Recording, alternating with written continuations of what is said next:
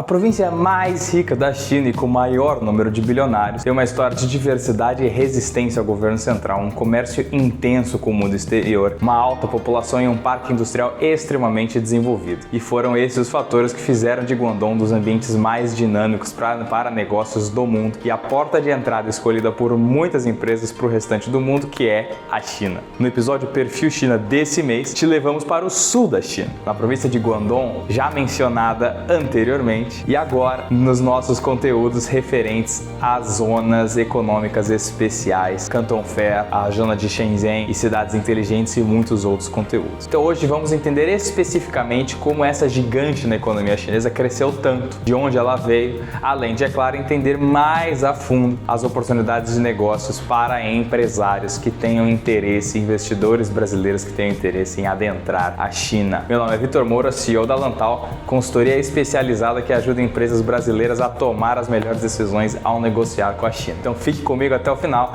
para entender tudo sobre a província de Guangdong e tomar decisões em seu negócio com muito mais assertividade e segurança.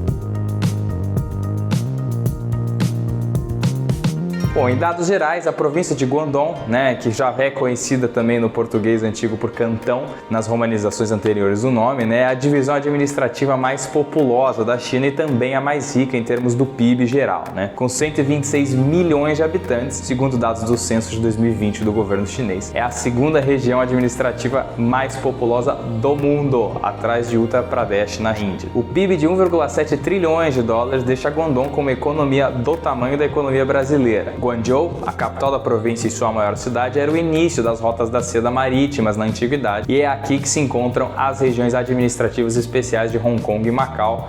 SARs na sigla em inglês, que serão abordados futuramente aqui na série Perfil China em artigos separados, cada uma delas. Por isso, para estar sempre atualizado as principais notícias e oportunidades de negócio sino-brasileiras, já peço para quem está me vendo no YouTube, deixe seu like, inscreva-se no canal e ative o sininho para sempre receber nossas notificações. E quem está nos ouvindo nos podcasts, nos siga o favorite para não perder nenhuma novidade. Voltando ao nosso conteúdo, também vale ressaltar que junto com Guangzhou, Guangdong também é lar de Shenzhen, que é a capital tecnológica da China, fazendo com que uma província tenha duas das 4 grandes cidades, as outras sendo Pequim e Xangai, que são autônomas nesse sentido. Em sua história, Guangdong foi habitada pelos povos Baihui até ser conquistada e unificada junto com o restante da China pela dinastia Qin. Durante a dinastia Han, que foi de 206 a.C. a 220 d.C., ela foi administrada junto com a moderna província de Guangxi, o norte do Vietnã, que naquela época pertencia à China, até tornar-se independente em 2026 sob o nome de Guam. Desde esse período, a cidade de Guangzhou já era um porto próspero, recebendo navios persas e malaios e realizando comércio com todos os cantos do mundo conhecido na época, inclusive com o Império Romano de forma indireta. Então eles vendiam para pessoas e os produtos chineses e os produtos do Império Romano já tinham aí transações sendo feitas. O desenvolvimento das atividades mercantis também fizeram que uma considerável quantidade de estrangeiros se assentasse no local, criando um ambiente altamente diversificado para a época. Em 627, durante a dinastia Tang, tornou-se membro do que foi chamado o circuito de Linshan,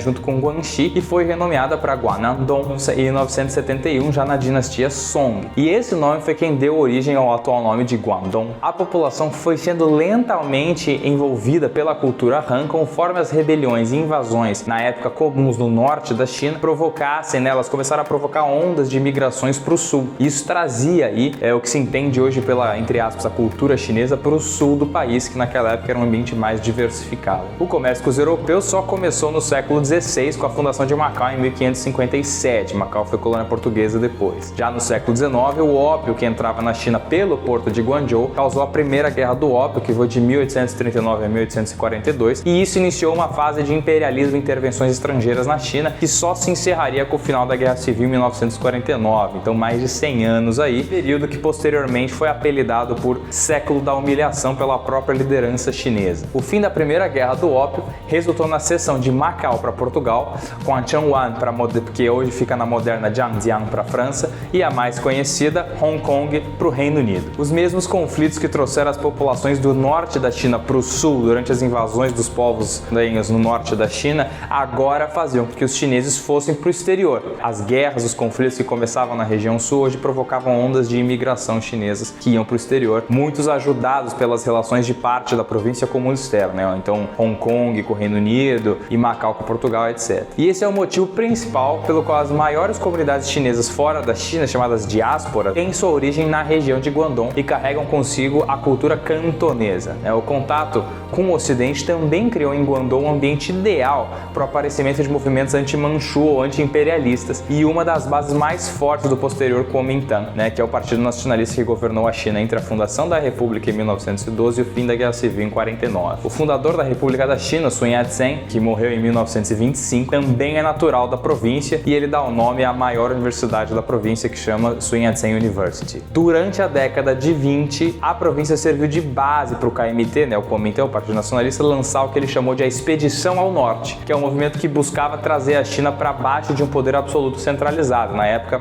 meio descentralizado por uma certa situação caótica criada com a queda da dinastia Qing em 1912. Já após a vitória dos comunistas e as reformas de Deng Xiaoping nas décadas 70 e 80, Guangdong cresceu de forma muito acelerada, parcialmente impulsionada pela proximidade com Hong Kong e suas ligações com o mundo exterior. Na parte econômica, a província cresceu com a manufatura de bens de baixo valor agregado, sendo a unidade administrativa que mais exporta e importa do país até hoje. Hoje é a província mais rica com o maior número de bilionários. Então você vê aí uma província que sofreu com guerras, as guerras do ópio tiveram grande parte dos seus acontecimentos em Guangdong e hoje a província é a mais rica. A indústria de bens de baixo valor agregado perde cada vez mais importância, que é o processo natural da modernização da economia, e dá lugar à manufatura high-tech, com o governo local colocando uma meta que a economia de Guangdong seja composta por 50% de serviços e 20% de manufatura de produtos de alta tecnologia até 2025. Guangdong hoje responde por mais de 10% do PIB nacional e tem 3 das 6 zonas econômicas especiais, Shenzhen, Shandong e Zhuhai. Mesmo assim, os centros de riqueza da província ainda estão muito concentrados na região do delta do Rio da Pérola, também é conhecida como Zona da Grande Bahia ou Greater Bay Area na sigla em inglês, o GBA. O GBA é esse mega projeto que visa unificar e conectar toda a região, incluindo Macau, Hong Kong e outras 9 cidades dentro da província de Guangdong, incluindo Guangzhou e Shenzhen, criando um dos maiores clusters urbanos do mundo, com uma população total de mais de 80 milhões de habitantes e um parque industrial extremamente desenvolvido, que seria o ideal para um ambiente de alta inovação, já apelidado de o Vale do Silício da China. Então é realmente esse o benchmark que eles têm. Então aqui a gente consegue ver como essa província, que foi altamente afetada,